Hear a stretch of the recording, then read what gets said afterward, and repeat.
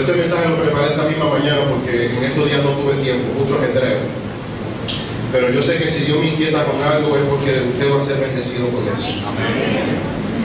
San Juan capítulo 5, vamos a leer varios capítulos, porque es una historia ahí. Con un amén comienza la palabra, comienza la lectura. La palabra de Dios se lee siempre con la bendición del Padre, el Hijo y del Espíritu Santo. Aquí en mi Biblia tiene como título El paralítico de Betesda. Tengo una Reina Valera versión 95. Dice: después de esto había una fiesta de los judíos y Jesús subió a Jerusalén. Hay en Jerusalén, cerca de la puerta de las ovejas, un estanque llamado en hebreo Betesda, el cual tiene 5 pórticos. En esto yacía una multitud de enfermos, ciegos, cojos y paralíticos, que esperaban el movimiento de las aguas. Porque un ángel descendía de tiempo en tiempo al estanque y agitaba el agua. Y el primero que descendía al estanque, después del movimiento de las aguas, del agua, quedaba sano de cualquier enfermedad que tuviera. Había allí un hombre que hacía 38 años que estaba enfermo. Y cuando Jesús lo vio acostado y supo que llevaba ya mucho tiempo así, le dijo: ¿quieres ser sano? Y el enfermo le respondió: Señor, no tengo quien me meta en el estanque cuando se agita el agua. Aquí no especifica qué tenía, pero parece que era inválido. Tenía algún defecto en la pierna, porque necesitaba que alguien lo metiera al agua. Así que dice: mientras yo voy, otro desciende antes que yo. Y Jesús le dijo: levántate, toma tu camilla y anda.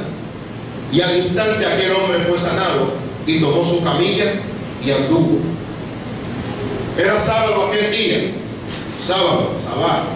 Entonces los judíos dijeron a aquel que había sido sanado: es sábado, no es permitido que cargar tu camilla. Él le respondió, esto me gusta esta respuesta: el que me sanó, él mismo me dijo: toma tu camilla y anda. Entonces le preguntaron: ¿quién es el que te dijo toma tu camilla y anda? Pero el que había sido sanado no sabía quién era, porque Jesús se había apartado de la gente que estaba en aquel lugar.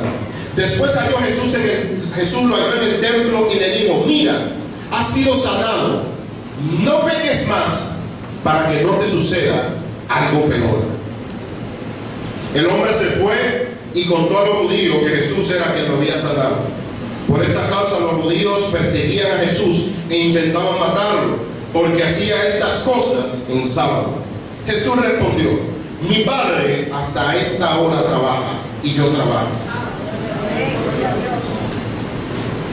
Jesús quizás quería es como cuando uno dice una mentira y dice: pero fue eso, y tú dices otra y pone la cosa peor.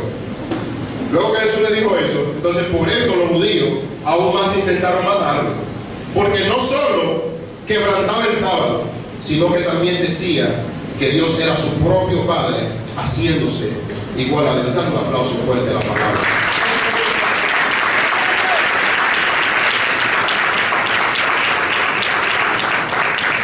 El título del mensaje en esta mañana es: Jesús llegó. Yo lo he dicho varias veces, Dios es un Dios multiforme. Dios actúa de diferentes formas. Dios tiene diversas maneras en cómo operar, en cómo obrar. Jesús mismo es revelado en diferentes formas. Y a mí me gusta cómo inicia este capítulo 5 del libro de Juan, diciendo: después de, o sea que antes de algo sucedió esto. Y si usted va al libro a ese mismo libro de Juan, en el capítulo 1, usted se va a encontrar que Jesús fue manifestado o revelado en diferentes formas. Dice que en el principio era el verbo, fue revelado como verbo. También dice que el verbo era Dios, fue revelado como Dios. También dice que, y lo vimos como el unigénito del Padre, o sea que también fue revelado como hijo. Pero también dice que todas las cosas fueron hechas por Él y para Él, por lo cual también Jesús fue revelado como creador. Y la Biblia, ahí en ese verso, capítulo 5, comienza diciendo que después de esto fue que Jesús se encontró con ese hombre. Y en nuestra vida tenemos muchos después de. Muchos después de. Por ejemplo, hay personas que dicen, y un después de es algo que nos marca.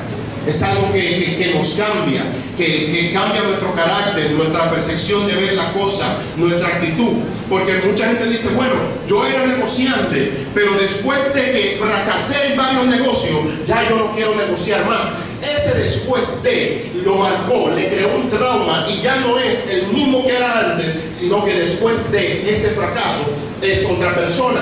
Mucha gente dice, bueno, yo conducía, pero después de que tuve un accidente muy fuerte, ya yo no quiero tomar el guía, prefiero que otra persona maneje. O yo me enamoraba mucho, pero después de que mi esposo me fue infiel, ya yo no creo en los hombres. Después de que me engañaron, ya yo no me enamoro. Ese después de marca la vida de una persona, hace un antes y un después. En mi vida han pasado muchos después, pero el después más grande que ha pasado en mi vida es después de Cristo, porque después de Cristo no soy esclavo del temor. Después de Cristo tengo paz, tengo gozo, tengo salvación y tengo vida eterna. Alguien que le dé un aplauso fuerte a Cristo. Que viva Cristo, que viva el Rey.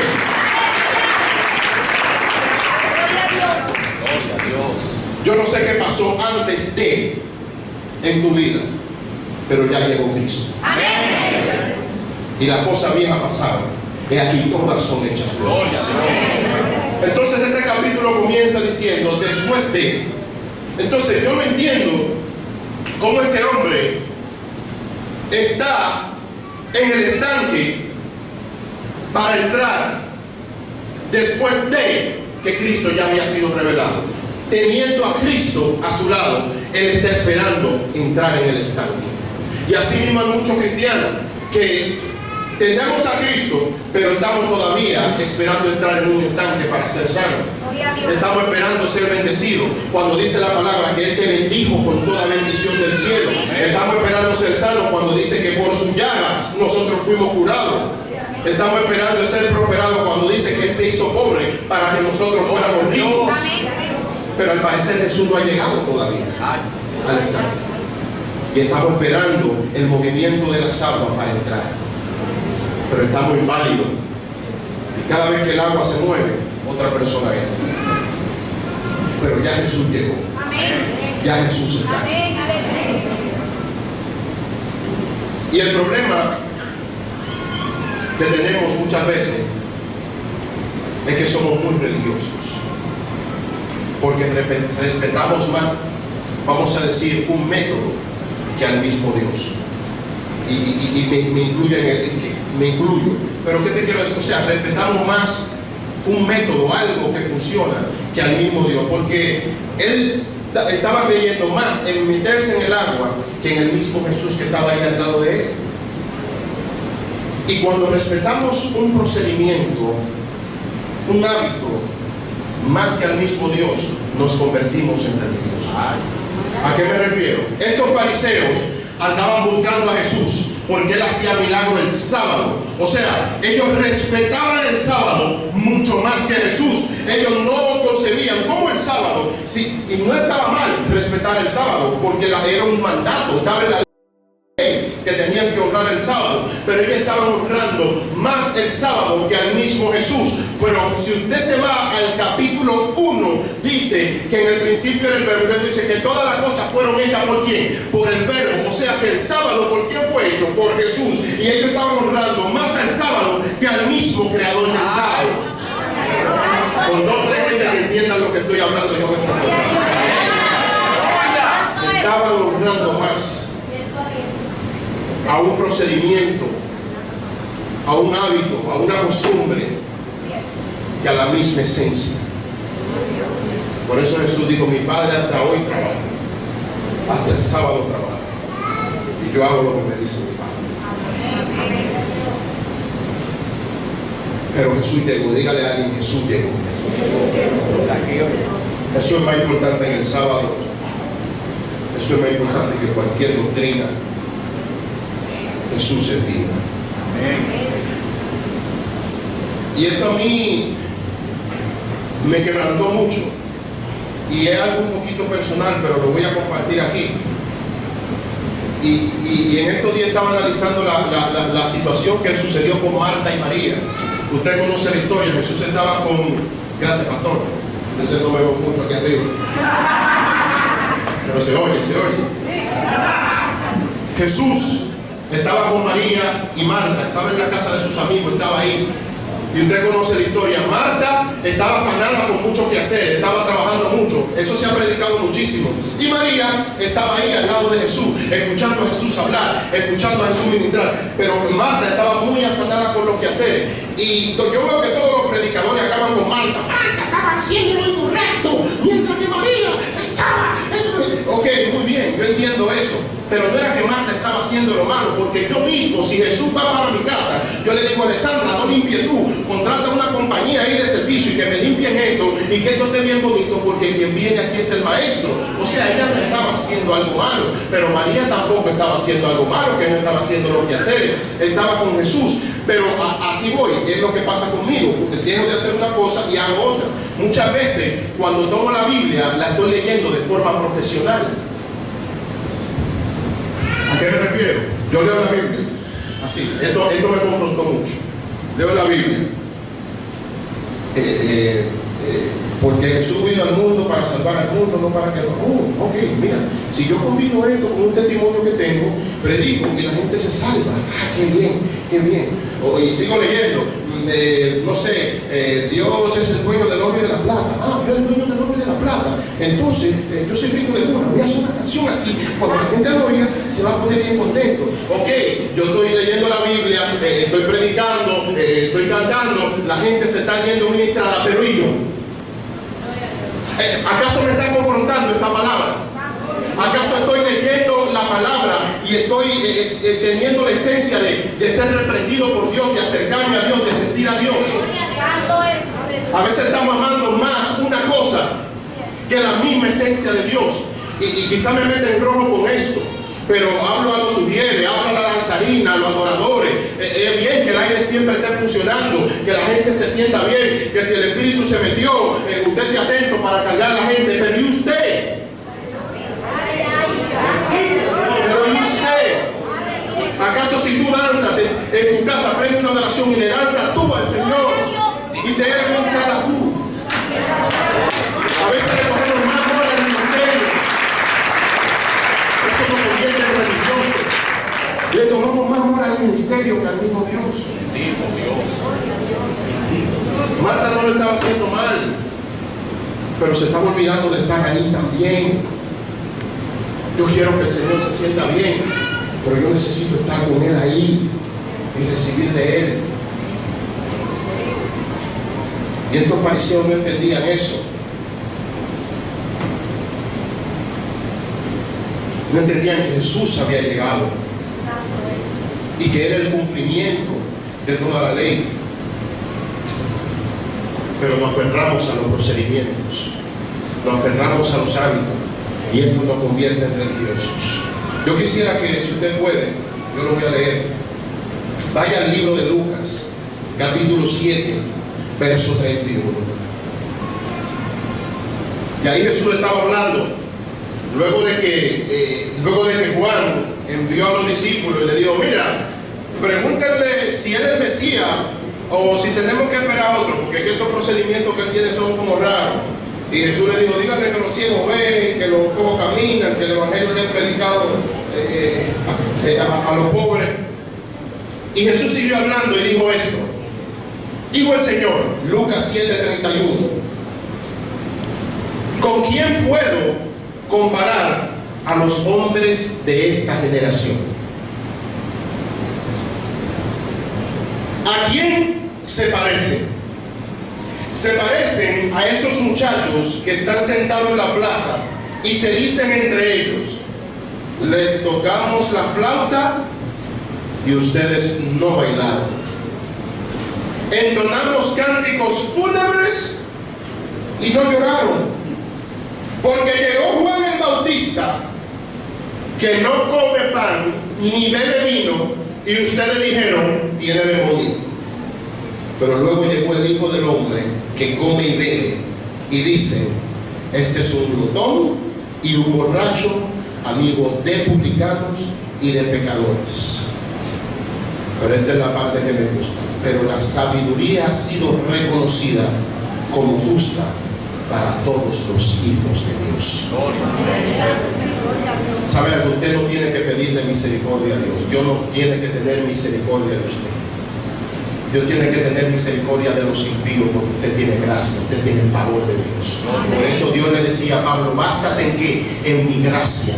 Acércate al trono de la gracia. No te aferres, por favor, a un procedimiento, a una forma de trabajar. Ya Jesús llegó. A este Jesús le dijo: levántate y anda. A otro hizo cosas con saliva, a otro lo tocó. No te aferres a un procedimiento. Ya Jesús llegó. No necesitas entrar más a ese pozo para ser sano, para ser salvo. Ya Jesús llegó. Por eso cuando una persona te pregunte cómo tú sigues de pie, tú le dices: bueno, es que yo le di pastilla, estaba enfermo y lo llevé al doctor, pero un día llegó Jesús. Mi matrimonio se me estaba cayendo, pero un día llegó Cristo. Mi hijo se me estaba descarriando, pero un día llegó Cristo. Llegó Cristo.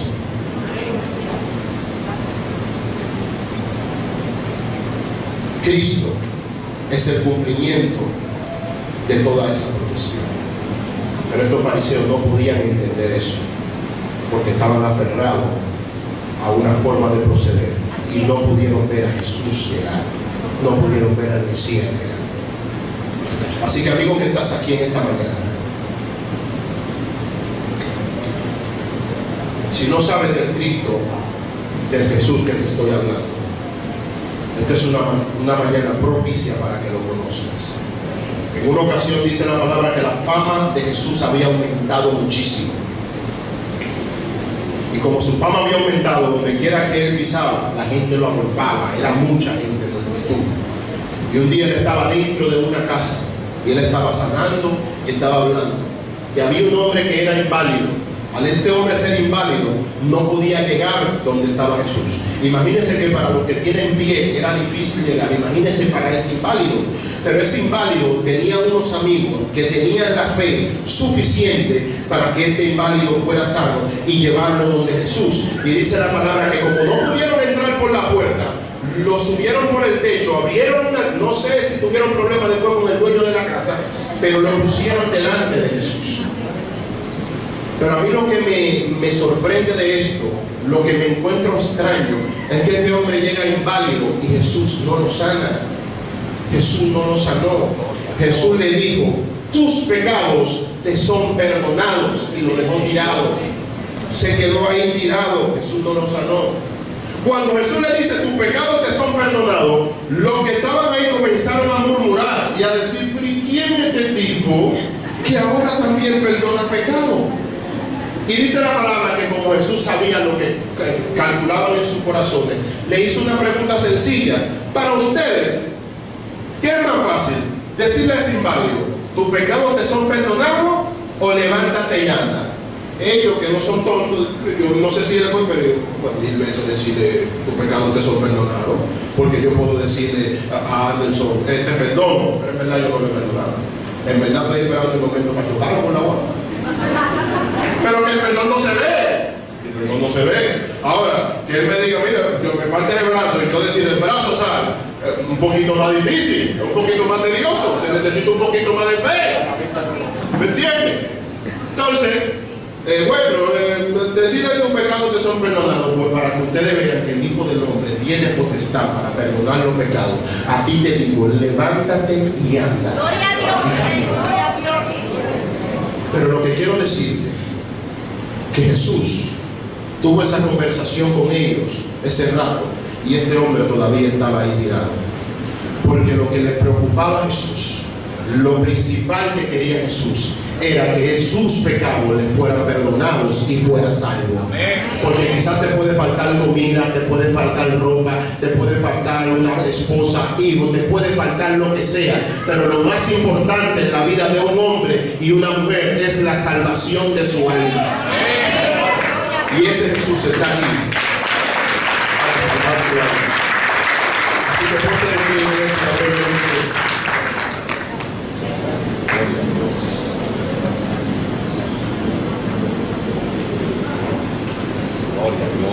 Y como de costumbre, vamos a hacer esta oración, que puede ser la oración más importante de su vida, la decisión más importante de su vida. Como dije, he tenido muchos después. Por ejemplo, después de que me casé, yo soy otra persona. Después de que me nació Anani, soy otra persona. Pero después de que conocí a Cristo, es la decisión más importante que he hecho en mi vida. Así que cierra tus ojos ahí donde estás. Dice la palabra que aquel que confiese a Cristo como su Señor y Salvador, ese será salvo. Es el único requisito para ser salvo. No hay un rito, no. Usted cree en el Señor como su Señor y Salvador, inmediatamente es salvo. Así que repite conmigo esta oración. Señor Jesús, en esta mañana te entrego mi vida. Lávame con tu sangre, séllame con tu Santo Espíritu, inscribe mi nombre en el libro de la vida. Hazme una persona de bien para mi familia, para mis amigos, para mi país, en el nombre poderoso de Jesús. Dice la palabra que si hiciste esta oración, inmediatamente eres salvo y pasas a ser coheredero con Cristo Jesús de las riquezas del reino. Dale un aplauso fuerte.